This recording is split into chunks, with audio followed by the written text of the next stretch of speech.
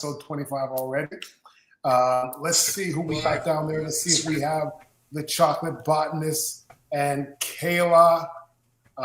Let's see. We have a couple of new guests here. We have a new guest today because Gray couldn't make it today, so we have a special guest, and we have the chocolate botanist. Let's see if we can get him in here.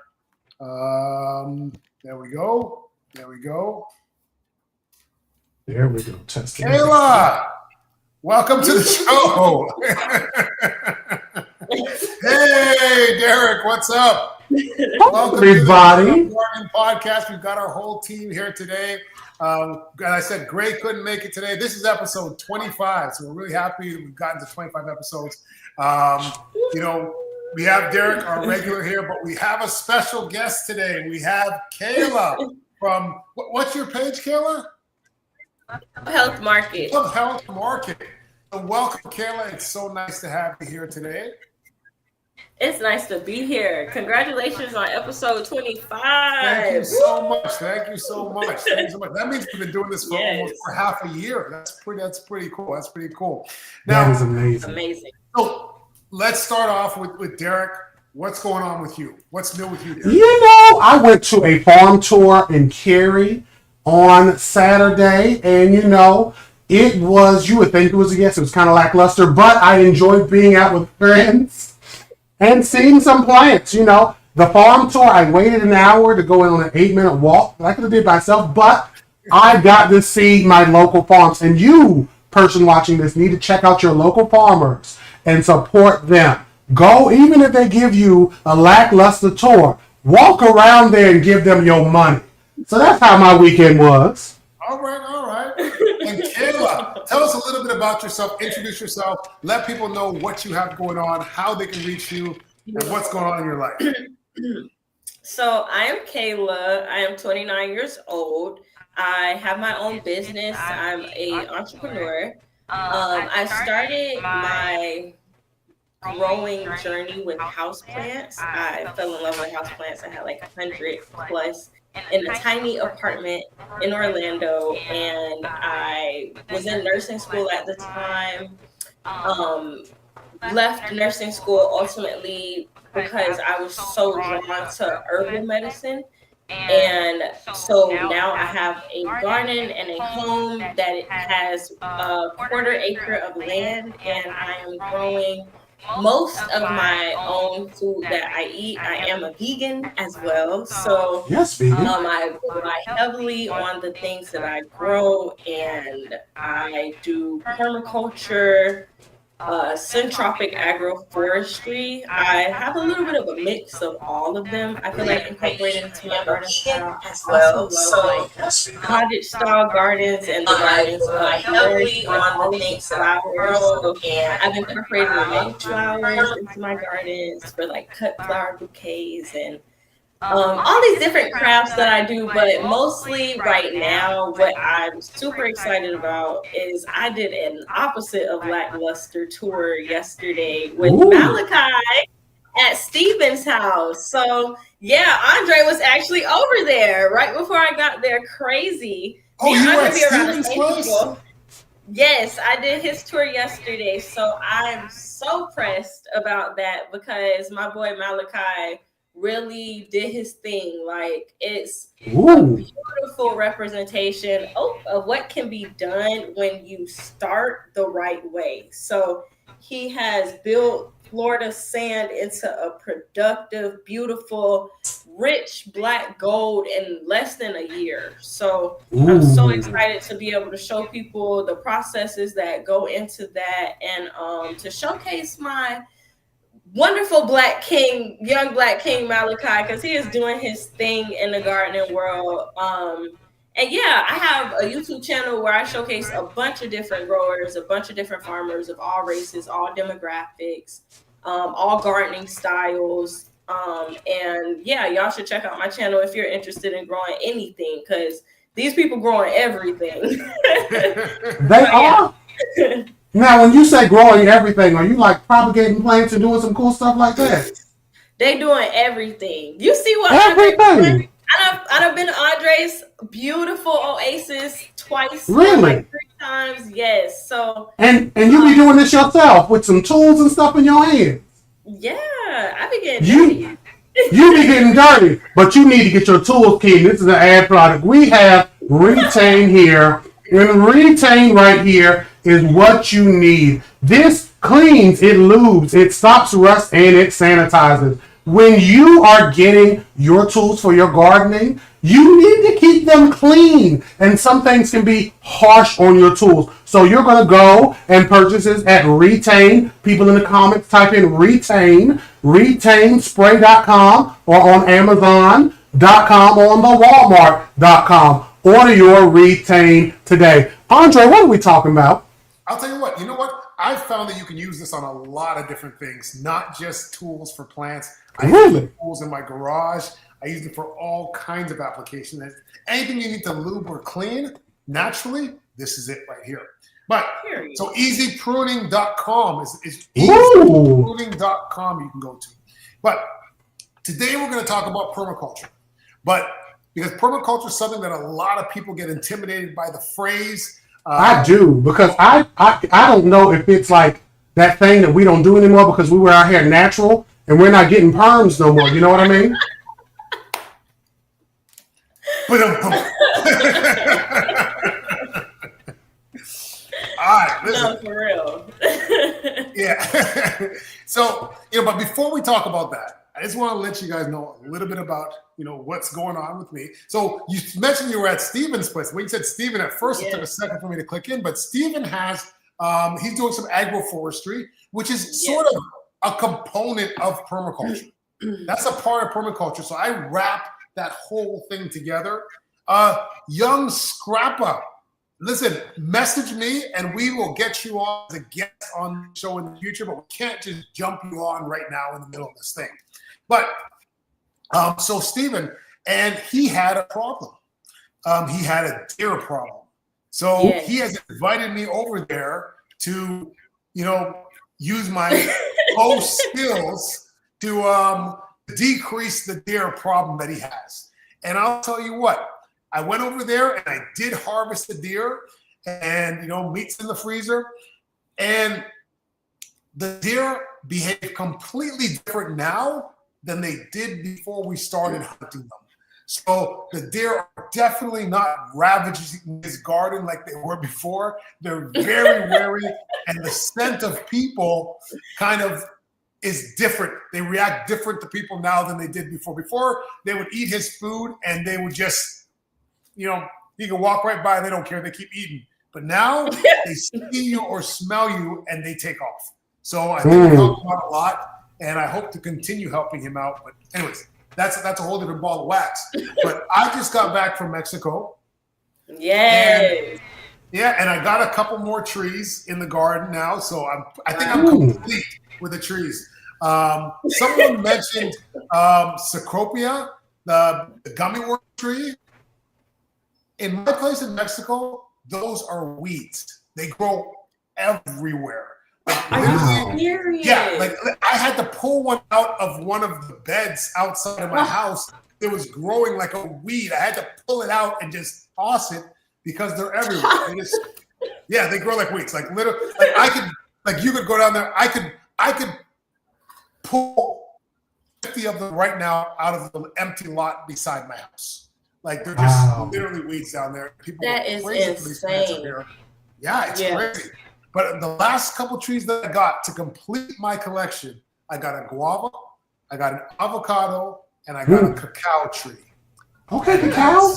I feel like I am done. Cacao was the hardest tree for me to find down there. For some reason, that part of Mexico, they don't have cacao trees. I don't know why. That's interesting. Yeah.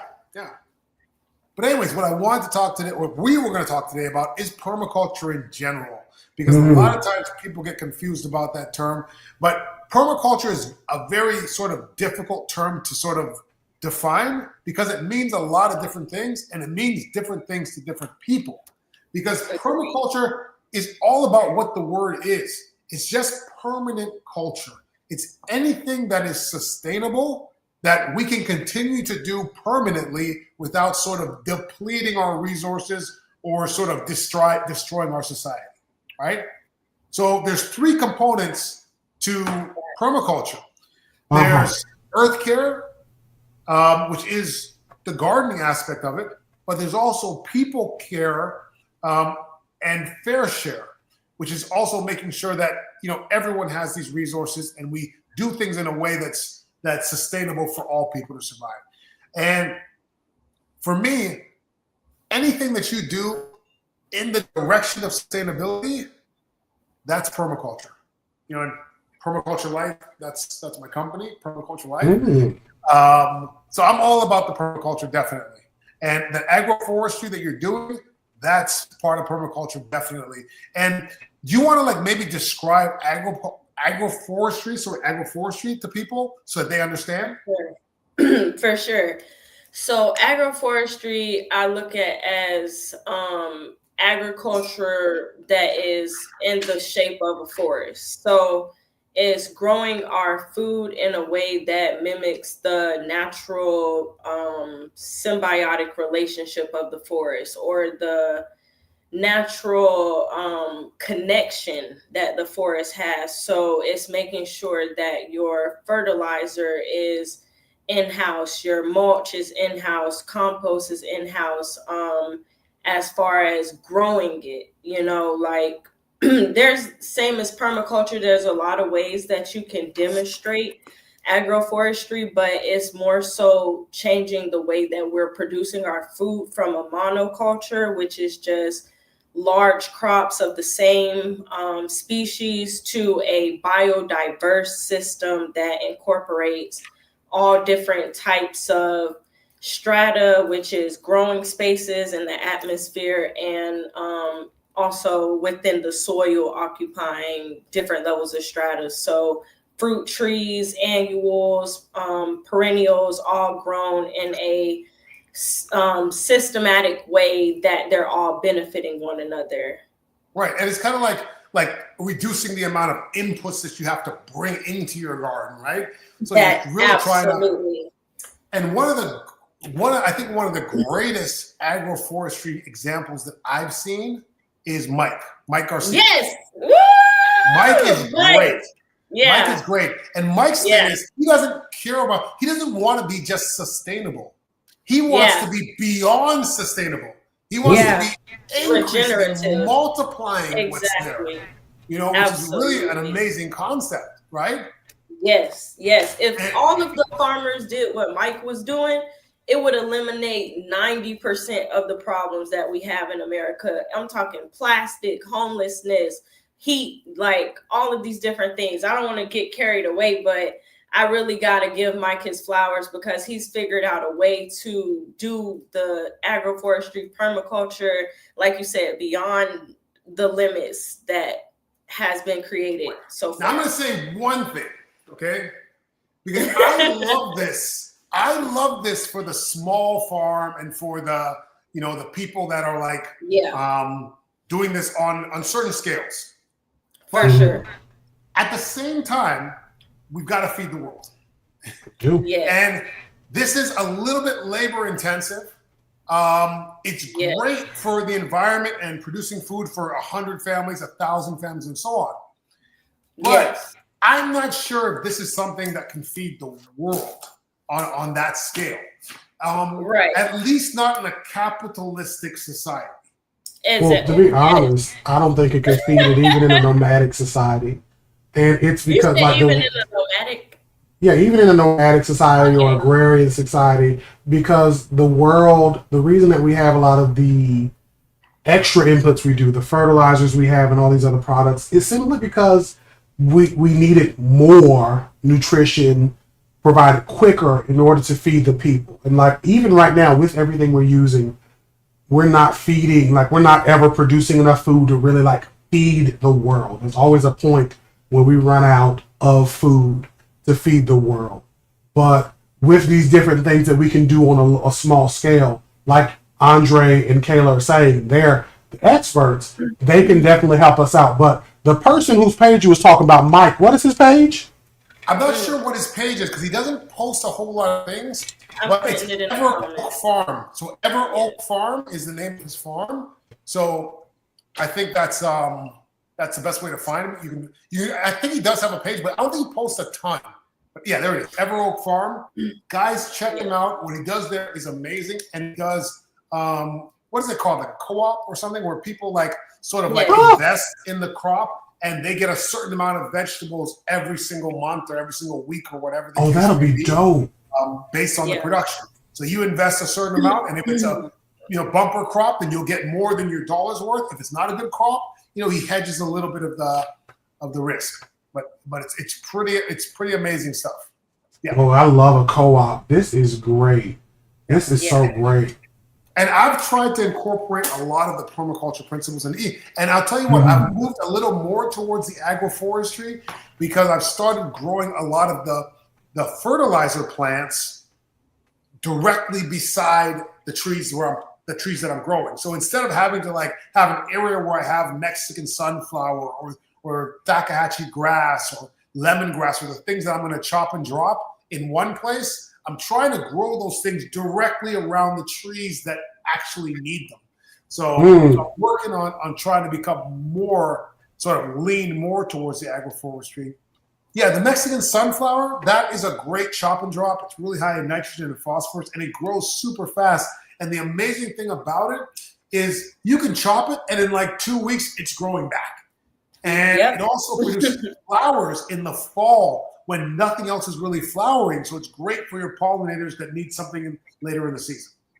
We love it. So we're pollinators and everything. Let's definitely pollinate this conversation with questions you all have for us about permaculture or anything else. We have Kayla here. She is a phenomenal woman doing phenomenal things on her property. Kayla, so where are you at in the world? I'm in Eatonville, Orlando, Florida. Yes, you're a Floridian as well? Yes, I am. What? You said Eatonville. Wasn't there a famous topiary artist there? Did I make it up? Zora Neale?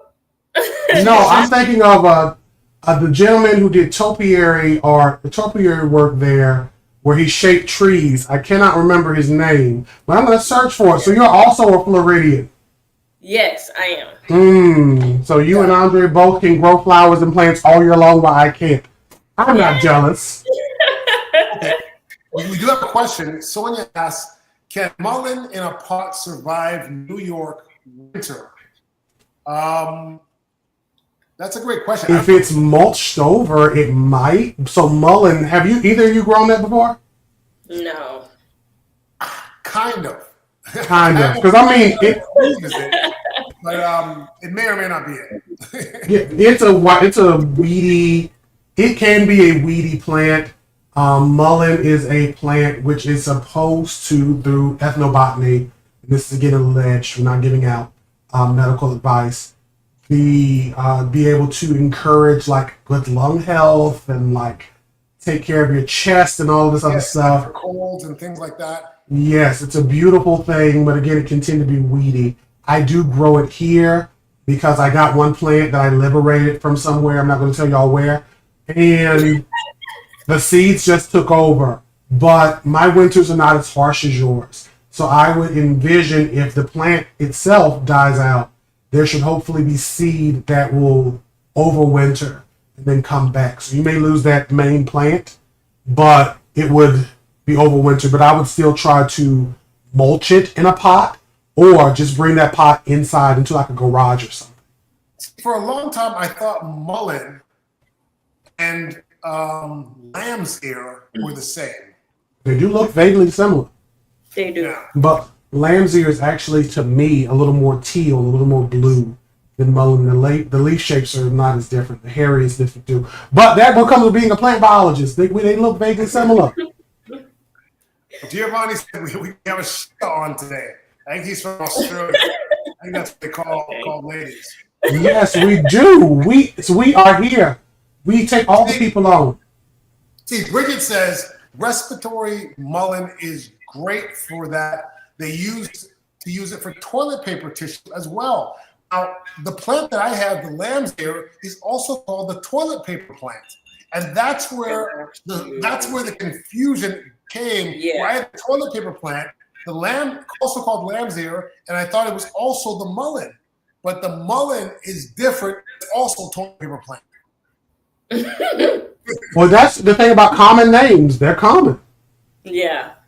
I did the same thing with blue vervain and porterweed. Is that what it's called? Isn't Porterweed? that the same thing? Yeah, sure. I Exactly. don't. Is it? No. I Someone have no told me clue. the scientific names are different. So this is for you, Really? chocolate botanist.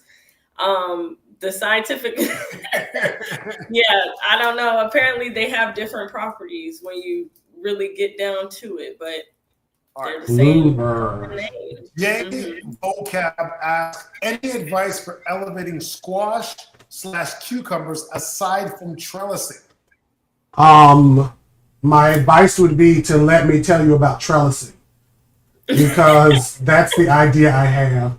And when it comes to trellising, it doesn't have to look like the typical stuff. You can get cattle panel, I think it might be, or cow panel, and you can use that. You can string up different things, but as the vines grow, if you're cool with them being on the ground, like you just have to like find some way to like get them off of the ground with like rocks or something else. But it's just better for them to hang. So that way all of that tissue isn't just sitting on the ground. But what do you think, Kayla? Enough of me talking. Kayla, what do you think? I felt the same because originally, like I see sometimes people even put like buckets or stuff like in the Uh-huh. garden to set the fruit as it fruits on top of it, but that sitting and lack of airflow, disease.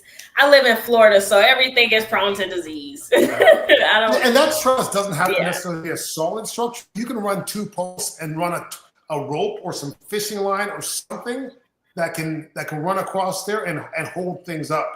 You can yeah, tie, around the stem of it and let it hang, but it has to hang off the ground from something. Like it's hard to really trellis. I've seen people use like bras, like old bras, as like to hold the fruit, something like a pumpkin or a watermelon, and attach that onto something. You have to have some sort yeah. of structure to do it. Even like a Never, Florida weave to hold the cucumbers, that's not Yeah. necessarily a. You can do a lot of things with the Florida weave. You can grow flowers in between, so it occupies less space than what you would be doing if you're just trying to not use a trellis. Now, describe the Florida week. I did that on my something. I did it for a couple years ago. But tell people what the Florida week is, so 'cause I think a lot of people are probably wondering what you just said. So, a Florida weave, you can use multiple different objects. Some people have used bamboo as the stakes. I use rebar or U posts. Like you just put 2 posts in the ground, horizontal from one another, parallel, and tie some type of string. I use hemp most of the time and just a diagonal shape around both of the poles, and in between is where you have your crop. So Right. I've done Florida weaves with pigeon pea trees, Right. with zinnias, with tomatoes, with loofahs. I think I It did it with wasn't very okra. I think I successful. did it with okra Yes, because you can wrap it around the stem and so you're figure eighting it exactly, all the way across. exactly. Yeah. So it's sturdy and it's tight, and you can increase it as the plant grows, and it's cheap. Sometimes Right. it's free. So yeah, instead of spending all that money on a trellis or trying to figure out a trellis that fits in your space, a Florida weave, you can customize it to how wide or how narrow you need of a trellis or a stake to Now, hold something. Prozac wants to know, where can he find Mexican sunflower? Does Lucas sell it? I'm not sure if Lucas would sell it. Lucas is a big nursery over in Oviedo area, like the west side of Orlando, but mhm. the east side, sorry.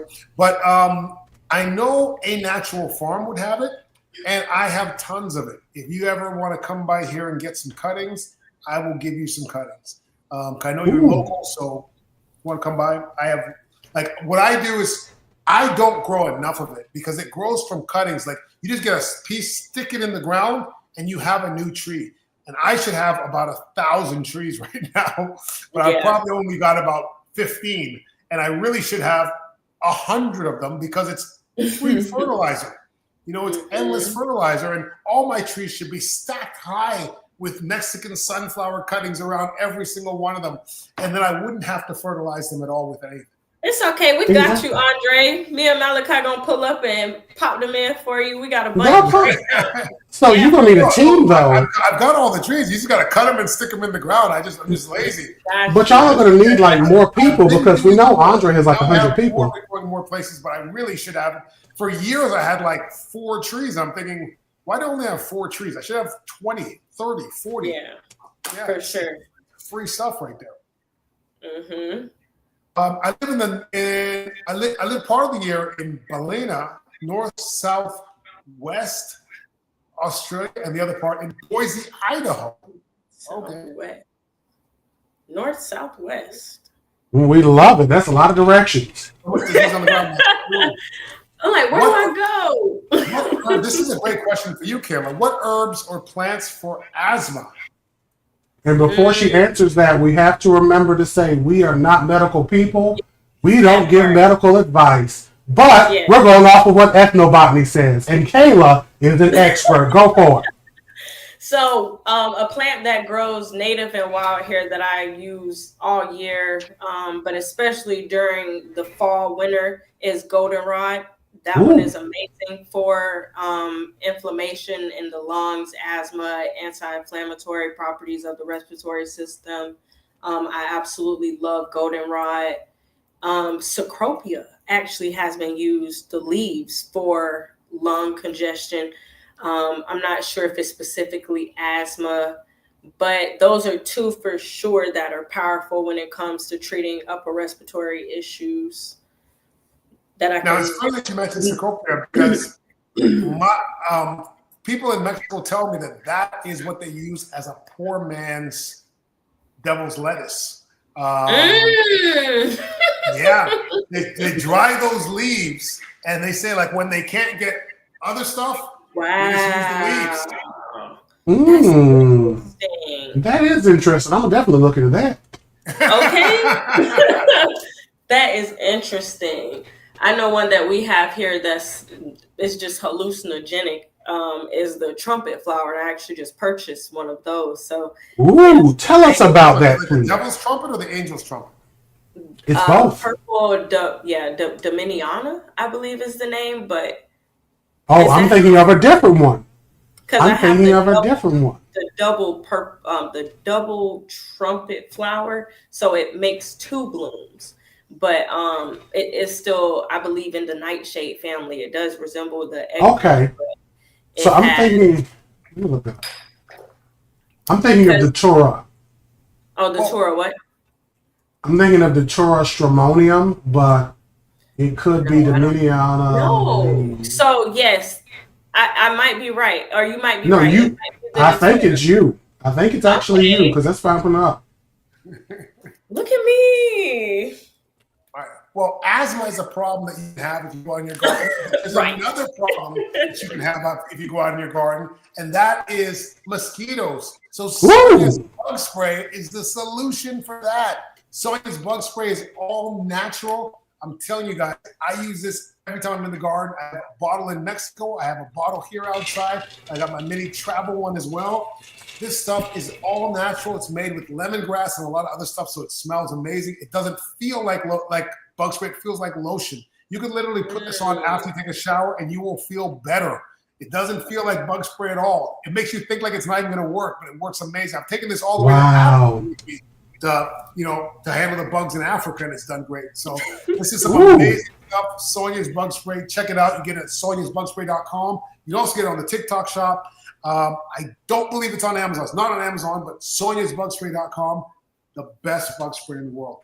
All right. We love a good bug spray. So with us being here and we're talking about trumpet flowers and permaculture, again, those of you who are here, ask us your questions. We'll do the best we can. And we're just going to, chit chat and shoot it up because we doing the things. So when it comes to permaculture, Madam Kayla, what is if you had to give me like a major key, one of them big facts, one of them gems, remember when Clubhouse came out, it's like, I would drop a gem.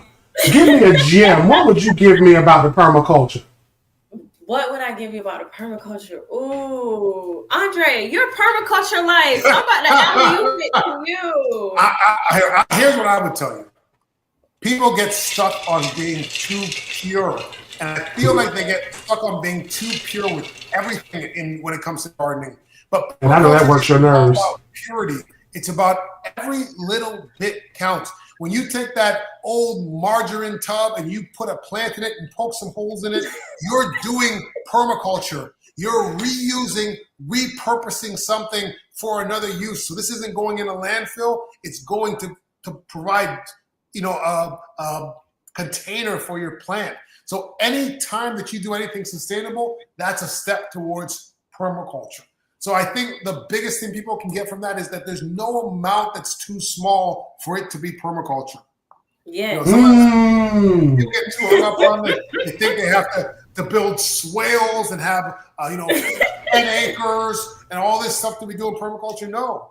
If you got a windowsill, you're doing permaculture right there. Yes. I was I'm so glad I let you go first. That was a beautiful answer. And I wouldn't have said that. Like, yes. Because I started out with water propagations in my windowsill using old jelly containers, like the peanut butter and jelly. So you're absolutely right. Like that is looked over a lot of times, like the recycle gardeners. I love Asian communities because they're so big on recycle gardening, and it is absolutely a part of permaculture. And we do get too caught up. I feel like especially my generation, because the thing that came to my head was Miracle Grow and like synthetic fertilizers. And I'm like, oh goodness, I'm Mrs. Pure. Because yes, it is not that deep. As long as you're doing something that closes the loop, that is slowing down your carbon footprint, reducing your carbon footprint, that is absolutely the main key. Like, yeah. Let me tell you about a conversation I'm having currently on Instagram. So I did the video of the banana water. And not the banana water you're thinking of. No, you drunk it. Right, this is where you actually like carve out, after you chop the banana down, you carve out the trunk and water fills in there in about 24 hours. It's full of water. And you can take that water out, scoop it up and drink it. Now, I'm sure that water has, some added minerals and whatever, but ultimately it's water, right? And a guy came on there telling me how that's structured water. It's H3O, and that's the water you have to drink because bottled water is bad for you. Oh my God. Blah, blah. And I'm thinking, this is exactly the problem in the world today, right? Like all of a sudden, water's bad for you now? Like there's bad water? I'm like, yeah. America's got a health crisis because people are drinking the wrong water. Like really, America's got a health crisis because people don't know science. Wrong water? That's exactly it. Because I drank the water from McDonald's. Let me tell you, I went to the McDonald's and I would get that McDonald's water, and then all the fat came right here. All the fat built up right here, and that's why. But it's really just a scientific understanding because those H3O people, thank God I didn't see that because they drive me insane. Because it doesn't exist. It's like H3O is like snuffleupagus. It's not real. Y'all don't excuse yourself. It's real. They make it up, and just like they think people make stuff in a lab, and they're making these things up in a lab to lead us down the road of degradation. And plants are not that way. There are some things we need to be careful of. There are some things we need to take heed of, right? But you drinking that water, I remember seeing that video. Was it delicious? You know what? It tastes like water with like 2 drops of coconut water in it. Like, what? Okay. So it was sweet. Or like it wasn't nasty. It's very watery, but it has like a hint. Like it tastes like you just drank water out of a glass that had coconut water in it before. See, and I was thinking it was like it's gonna be sweet and refreshing. You'd be like, that's not what happened. It's very bland. It's like room temperature water from a dirty glass that used to have coconut water in it. That's what it tastes like. So I would have rather delicious. And then people act like this thing is like, like this is gonna save your life here or whatever, right? Like this time I drink water that came out of the root of a banana is magic. It is. People don't realize that like water is water unless you add something to the water. Like it's just water. And your body just needs H2O. It just needs the two hydrogens and the oxygen for chemical reactions in your body to happen. I think that the deeper thing is people don't realize these plants are not magical, and this is a whole science. Like this is not some ethereal spiritual connection, and the plants, I eat some spinach, and because I believed a certain way and listened to Dr. Sebi, now cancer is not going to enter my body. But it's literally just science that is the foundation of the entire world that we live in. And if we can understand that, we can move forward. But I'm really depressed that water wasn't.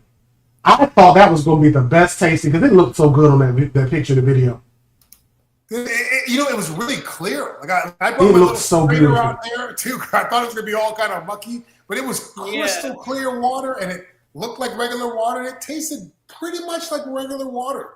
And and I'm sure like banana stems are full of water. Like they're almost like probably 90% water, whatever. And it just tasted like the water that was from the stem. And I'm sure it just came in from the root and from that lower portion of the plant. Just sort of push the water up like it would normally do to sort of feed all the branches up top. It probably just pushes it, but it just stops right there at the bottom. That makes sense. And now that I'm thinking about it, it wouldn't be because it would be pulling water up the phloem, and then or up the xylem, and then down the phloem. And when it goes down the phloem, that's where sugars would be condensed that down towards the root. So it would make sense it wouldn't be sweet. Now that I think about it in a scientific sense. But in my childhood mind, I'm like, best water ever. It tastes like bananas. It's like a banana sundae. Yes, it's bananas. It's delicious and it's refreshing. So when you want to be refreshed, though, and you want to make sure you're keeping your plants refreshed, you need to make sure you're giving them something that can be refreshing and that they can thrive on it. This is where we have Thrive here. See, Kayla don't know. She's getting hit left field. Where are these commercials coming in at? She don't know. I have my bottle of Thrive here because this is something you can use. This is a organic root and soil booster, and it has some soil amending ingredients, and it smells delicious. I spray some on myself before I go on dates because it makes me smell sexy, and it is like just citrusy, rosemary, everything. Now, I'm going to tell y'all a secret that Andre didn't want me to tell y'all. On his 2,000 acres of property, he uses Thrive, okay? And his plants be looking good because like most of the Florida area that's not Disneyland is actually Andre's property. It's like they're competing to see who can get the most land. It's the wildest thing because he's a descendant of Walt Disney. But you should get you some Thrive on today and use it to boost your plants up. Take care of your plants. Use Thrive. Let's keep going. I'll tell you what. Let me just tell you a little bit about Thrive. Now, first of all, I am on a 1 acre lot. I own 1 acre lot. Secondly, it's not true. I do have a property in Mexico, which is a 1/10 of an acre, but my plants there were really struggling. And I brought the Thrive down there with me, and I used it on my plants. I need to get more now, actually, but I used it on my plants. And I'll tell you what. Everything, when I came back the next time to Mexico, my plants looked so much better. Like they were really struggling. So I'm a believer. I am sold. Yes. So in terms of gardening right now, Kayla, what are you growing for the fall? Do you have a fall garden that you set up? Wow. Okay. So I just bought some seeds online from Johnny Seeds, and I put them in the ground like 2-3 weeks ago, and it was during that time that like tropical storm was in the ocean, and I was just outside gardening with my seeds in my pocket. Didn't realize that they were there as I'm gardening in the rain, and all of them bust in my pocket. So they bust in your pocket. Bust in my pocket. So I had to plant all of these seeds. So I have over 500 seedlings right now. I actually just had to buy a greenhouse. Of what? Seedlings of what? Everything. I got broccoli, artichoke, burdock, Swiss chard, cauliflower. I've also been on this exotic seed, like Pokemon things. So Ooh. I got Abu. How do you pronounce that word? I don't know. However you say it. Well, some exotic fruit I've never tasted. I don't even know. I got 2 different exotic mame sapotes, a bunch of different huge chewy sugar apples. I got a bunch of Cecropia seeds. So I'm starting Cecropia from seed, or I have started. They're so tiny. So it should grow fast from seed because I'll tell you what, like I said, they grow like weeds. They should grow super fast. Awesome. Now, mame sapote, one thing you need to know about that. Those fruit take almost 2 years to ripen from the time you fruit. So you're probably looking at like 5 to 10 years before you get fruit. Yes. And then 2 years for that fruit to ripen.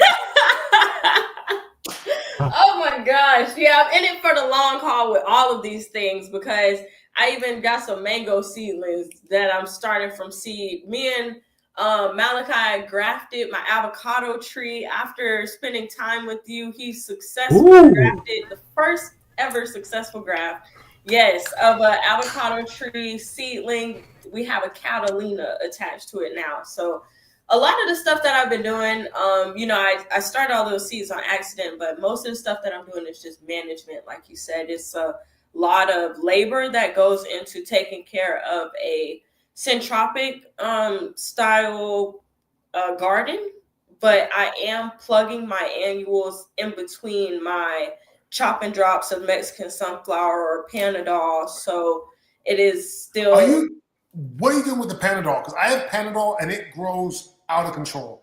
Like, what are you doing with it? Insane. What do you do with it? It's like it's never enough uses for how much Panadol grows. So I haven't even really been chopping it. I'm literally just using it as a ground cover because it grows insane. Like even when it comes to chopping and dropping, I was just talking to Malachi about this yesterday. It will sprout, so you will get more Panadol. Chop and drop. You know what? That's a great idea though, because I've been trying to find something to ground cover. Because I've been using sweet potato for years. But one thing I learned about the sweet potato is after a few years, it just kind of stops. Yes, they get very straggly. They allow for weeds to creep in. Panadol is really good, and you guys should watch my video on YouTube if you're watching this, because Malachi demonstrated how the roots of Panadol stay shallow.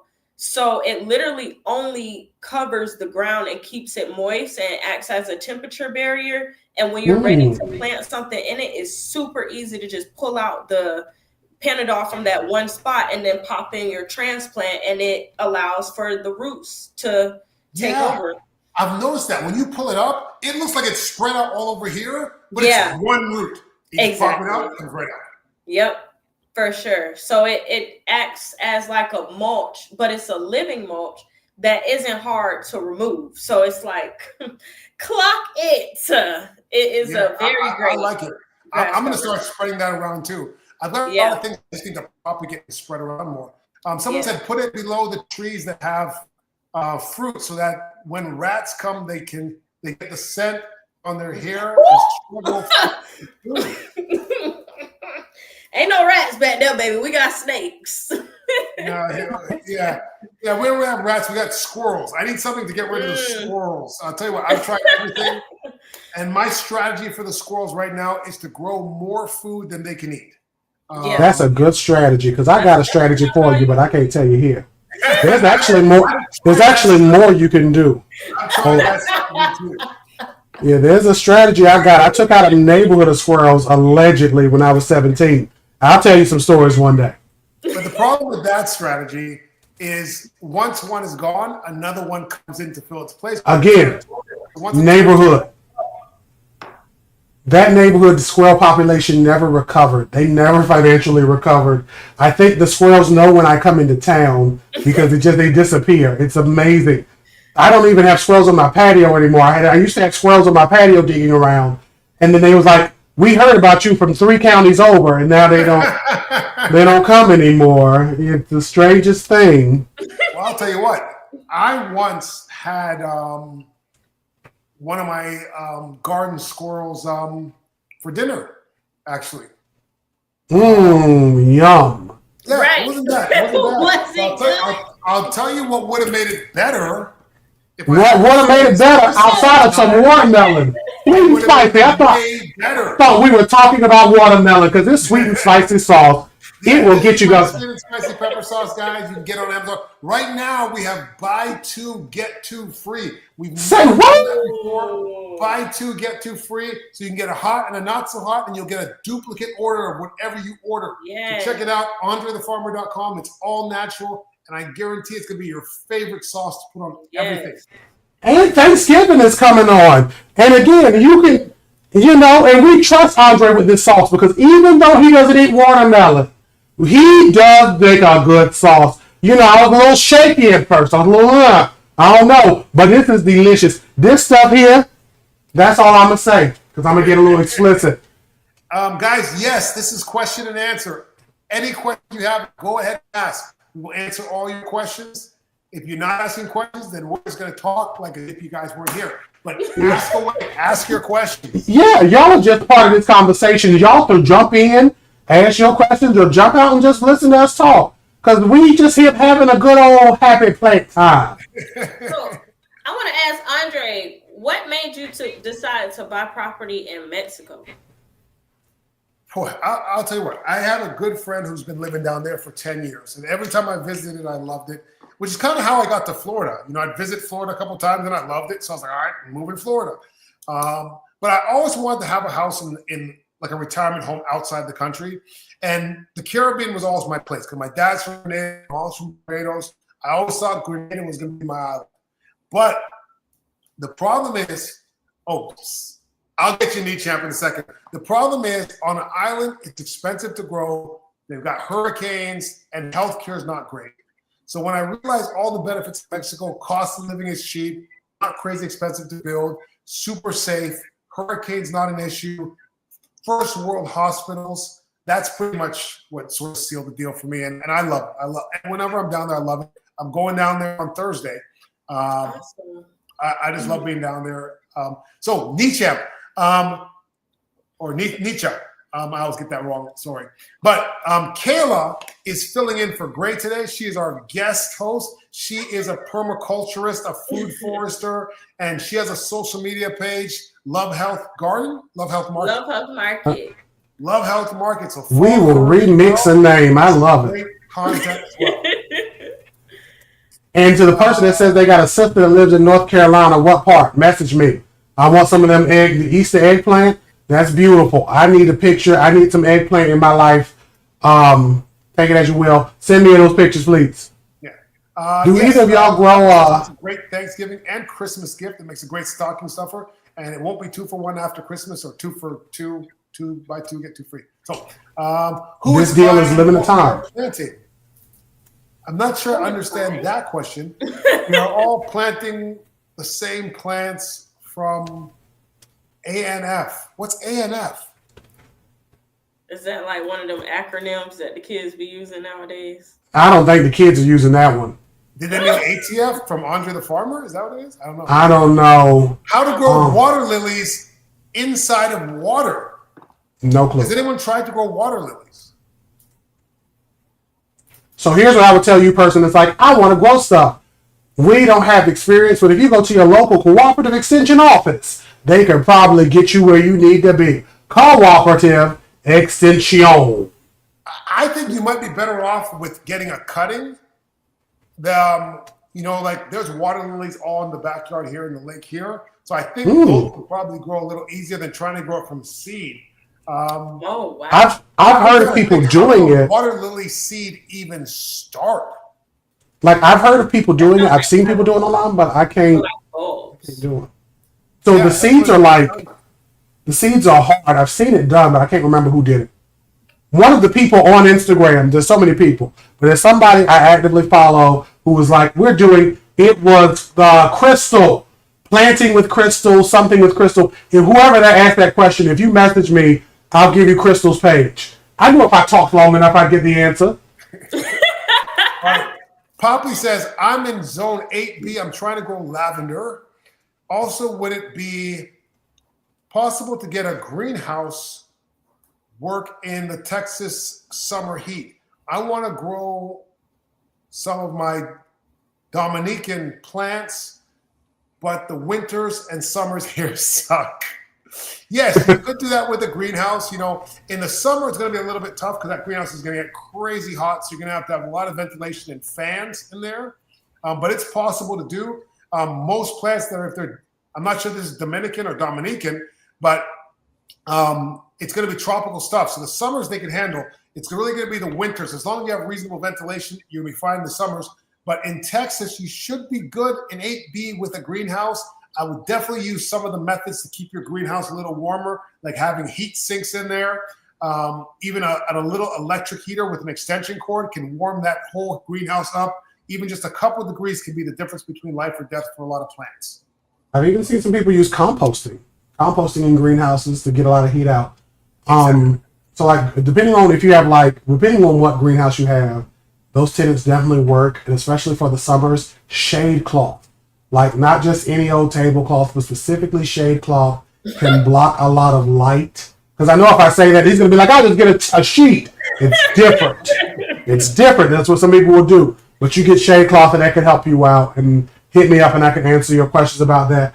What is the best indoor grow light to buy that doesn't breathe best? I tried to read a question, and I don't. Oh, where's that? Oh, that doesn't breathe best. Oh, wow.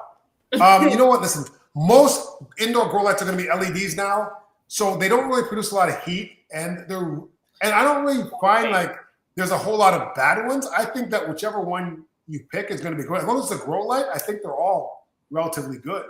Yeah, any champ. I have a link in my bio that leads you to the ones I bought, and we can talk about it offline. Pretty much, unless you're growing one particular plant and hiding it in your house, most grow lights will work for you. But for that one particular plant, you usually need a little bit more light because you're putting on more biomass.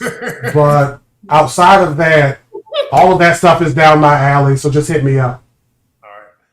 What is the best vegetables to grow in the fall when the weather is yo-yoing from warm to cold in the state of Virginia? Now, can you grow a lot of vegetables in Virginia in the fall? I don't think you can really grow a lot. Leafy greens, a lot of cruciferous greens and leafy beans. greens. You can do carrots too, right? And Yeah, so you can do all of that. Yeah, so the weather in Virginia, all that stuff's going down, right? No. to a certain, depending on what part. Like if you're in the mountains of Virginia, most likely, but it depends on what part of Virginia you're in. So Virginia is literally, the state of Virginia is an hour away from me. So like that zone is pretty much relative to, depending on where you are, relative to where I am here. So I tell people often, like when you're like, okay, what do I grow now? Cooperative Extension will tell you this is when you should grow, this is when you should be putting stuff in, because for a lot of things, unless you're transplanting, you might have missed some seed dates, but I would still put them in anyhow because climate change is real and we could just do anything at this point because the world is going to chaos. But leafy greens, broccoli, kale, carrots, beets, turnips, radishes, root vegetables, all types of things, maybe even sweet potatoes, depending on how much land you got. You can do a lot of stuff. All right, well, Nietzsche Map is trying to grow Carolina Reapers, ghost peppers, because they've been unsuccessful doing it outside. I think in the summer, it's perfectly fine to grow those outside where you are. Winter-wise, they're not going to make it through the winter unless you take them inside. Even here in Florida, it's a little bit hard in the winter as well.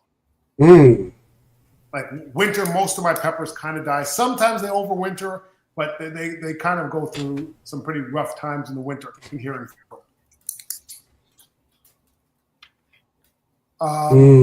Poppy says, Nietzsche, yeah, if you're outside of the south zone of Texas and AZ, it's going to be hard to grow them hot peppers. They just naturally, now in my garden, when I throw the seeds there. Melt? So, yeah. So that's where you're trying to do an indoor thing. It sounds like you not just need a grow light, but you might need a chamber, right? So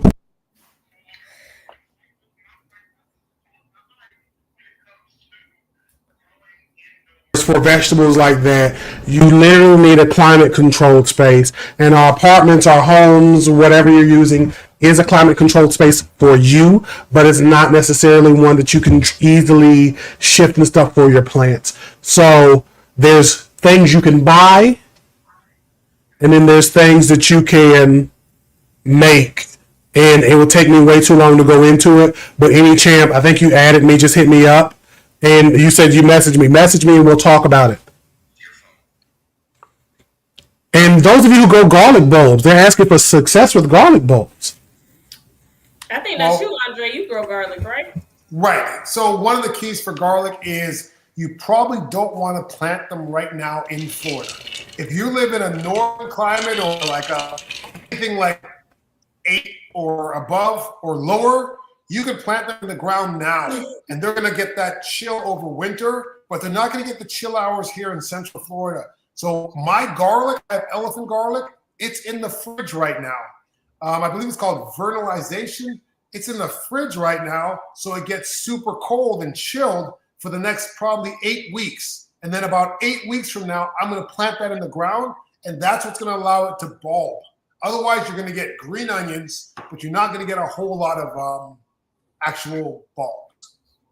That's sad. For here, I have them growing. I planted them in the ground September 14th, I believe. And they've been growing beautifully. You know, I just water, fertilize, and I have them on a patio on like a pot. So we're just going to see what happens. Right. And and you're going to get enough cold that they're going to do fine. But here, if you do it, they'll look like they're growing beautifully, but they just won't bulb. Exactly. Hey, Aunt Barnes, don't read that one, Andre. Aunt Barnes, just hit me up. Hit me up, Aunt Barnes. There we go. We can't read that one up here, but I got an idea for you. My in-laws have in New York, and they are going beautiful Altho. I have no clue what that is. Now it's getting cold, and it's up there 2 weeks. Okay. I've successfully grown garlic and amazing onions as well. Anything above ground, the bugs just kill no matter what. And one good thing about the onions and the alliums in general is that bugs don't really bother them that much. You usually don't have a lot of pest problems with them.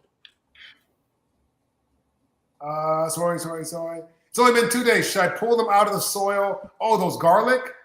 I would probably take them out of the soil and put them. Only 2 days. I think you probably could get them back out of the soil, but they sprout really fast. They do, but I mean, if it's under a week, you could cut that sprout off and like put them and probably trick them back into the given thing. Okay. Well, guys, we are almost out of time. If you have any questions, get them in. But guys, thank you so much for your support. Thank you for watching. This is our 25th episode. Kayla, thank you so much for being a guest and filling in. Hopefully, we can have you back more times in the future. Yes. Do you have any parting words? Do you want to tell the people anything how to reach you and all that stuff? Yes, you can follow me at Love Health Market. That is Love Health Market.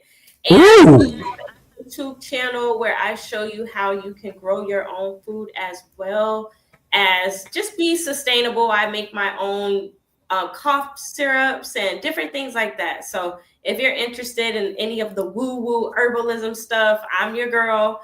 And yeah, thank you guys for joining us tonight. And thank you, Andre and Derek, for having me. It was really an honor to be with y'all here. And yeah, like you said, the celebrities. I'm amongst celebrities. Look, it's really you are the celebrity. Thank you for coming. Derek, any closing words before we go? So there's a couple of questions. The answers are: we are here Mondays at 8 p.m. Eastern Standard Time. Andre and Gray have a Better Gardener call for those of you who are looking to keep up with them, right? And the last closing word I have is keep growing plants, even the ones that are illegal, and tune and see us next week. All right, guys. Thank you guys for watching. Yes, we do have a school. It's on school.com. That's SKOOL.com, and it's called Better Gardener. You can sign up for that. It's a subscription month to month. It's $10 a month. If you like what you're seeing here, join the school. We have personalized calls twice a week where you guys can do video calls. We answer all your questions. and we have a forum as well. It's a really cool community, so check it out. We will be back next Monday. I might be back next Monday, but we'll see. I'll be here next Monday. I'll be here next Monday. I'm always here. Team perfect attendance. All right, guys. Take care. Bye-bye, guys. Yes. And you can catch the replays on Instagram and on YouTube. All right. See you guys. Bye. Bye.